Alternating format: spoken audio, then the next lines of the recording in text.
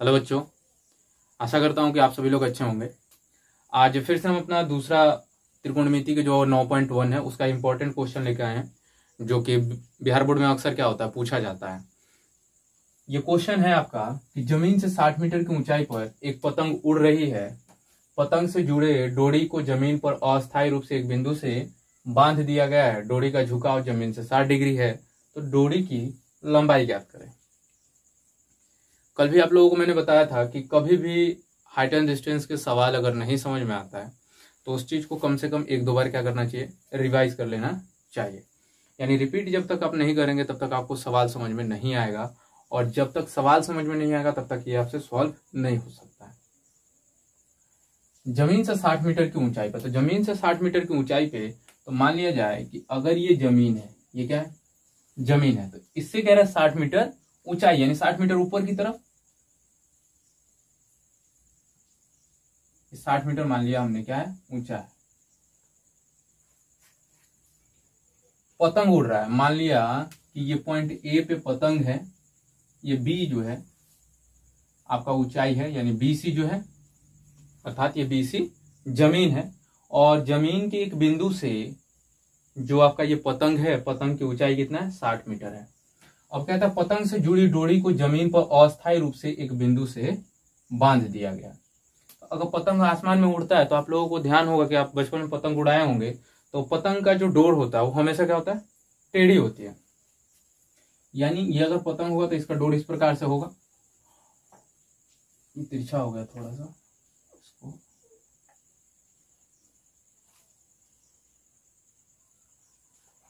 ठीक है। अब डोरी जो है जमीन के साथ 60 डिग्री कोण बना रहा है, कितने का, 60 डिग्री। तो ये डोरी है और ये जमीन है, जमीन और डोर के बीच जो कोण होगा वो कितने का होगा, 60 डिग्री का। तो डोरी की लंबाई ज्ञात कीजिए।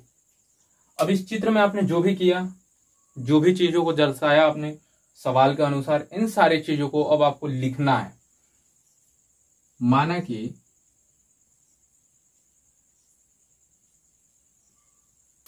ये जो है एक पतंग है, ये क्या है, पतंग है, अर्थात पॉइंट बी से, यानी जमीन से पतंग की ऊंचाई कितना है, 60 मीटर।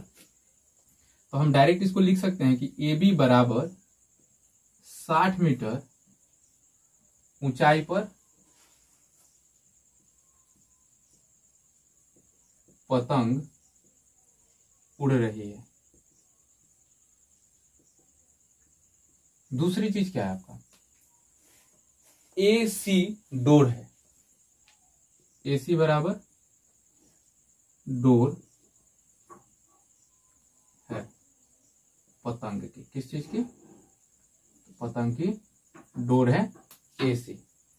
दूसरा चीज यहां पे दिया हुआ है आपका बी सी, तो बी जो है आपका ये पतंग की जो ऊंचाई है, यहाँ बी है और ये क्या है, सी है।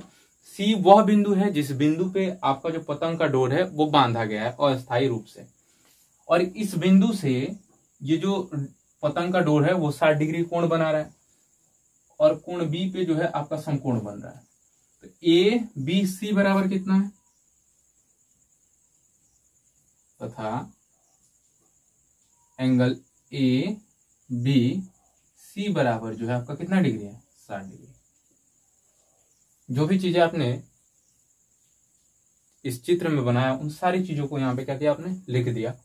अब क्या करना है आपको, कि ये जो चित्र है इसमें किस चीज को फाइंड करना है आपको, तो लंबाई को, रस्सी के, यानी एसी को फाइंड करना है। तो सबसे पहले ये ध्यान दीजिए कि कोण कहां पे बन रहा है। तो चूंकि उन्नयन कोण है तो सी पे बन रहा है, क्योंकि इसी बिंदु से जो है आपका सवाल में भी उल्लेख किया गया है कि जमीन से 60 डिग्री का कोण बना रहा है। तो ये जमीन है, जमीन किसी बिंदु से बना रहा है 60 का, तो अगर यहाँ कोण बन रहा है तो ये आपका क्या होगा, लंब हो जाएगा, ये आधार और ये विकर्ण। तो आपको लंब दिया हुआ है और निकालना क्या है, विकर्ण निकालना है, यानी रस्सी की लंबाई। तो लंब बटे कर्ण का संबंध जो है वो या तो साइन में होगा या फिर कौशिक में होगा। साइन का पी बाई एच और कौशिक का एच बाई पी। यहाँ साइन 60 का फॉर्मूला लगाएंगे, किस चीज का, साइन 60 का अगर फॉर्मूला लगा, साइन थीटा से अगर बनाते हैं, वही थीटा की जगह पे 60 है इसलिए हमने साइन 60 बोल दिया, तो उससे जो है आपका एसी की लंबाई निकल जाएगा चित्र से। किस चीज से, चित्र से। तो चित्र में देखिए क्या दिया हुआ, चित्र से तो अब निकालना क्या हमें, एसी की लंबाई निकालना है। तो एसी की लंबाई निकालना है तो कैसे निकालेंगे, तो अभी आपको बताया था कि साइन में जो है, सबसे पहले यहाँ इस चीज को मिटाते हैं। चित्र से तो बना रहे हैं समकोण त्रिभुज,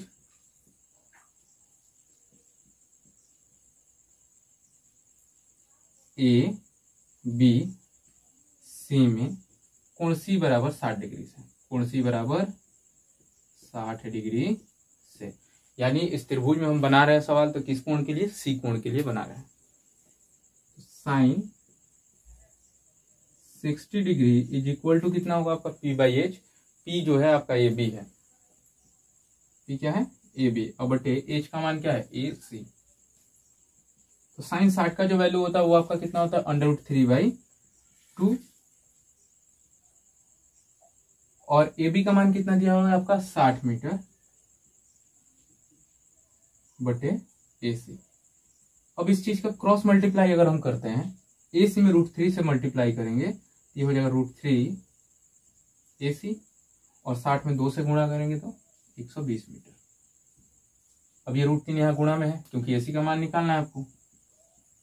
ए सी बराबर 120 मीटर और बटे √3। एक चीज ध्यान दीजिए, 3 से ये 120 जो है आसानी से डिवाइड हो जाएगा, तो यहाँ पे हम क्या कर लेंगे, परमीकरण। अगर √3 से ये डिवाइड नहीं होता तो परमीकरण नहीं करते हैं। तो इसका परमीकरण अगर करें तो √3 से अंश और हर में गुणा करने पर 120 में √3 से गुणा कर लेंगे तो कितना हो जाएगा, ए सी बराबर 120 √3 मीटर, और √3 में √3 से गुणा करेंगे तो ये हो जाएगा आपका 3।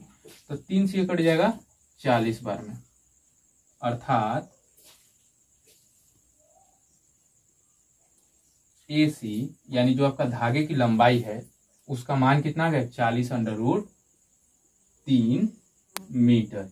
ये जो है हमारा आंसर हो जाएगा। देखिए एसी यहाँ पे माना क्या था आपने कि एसी बराबर डोरी की लंबाई, और आपसे क्वेश्चन में भी दिया है कि डोरी की लंबाई ज्ञात कीजिए।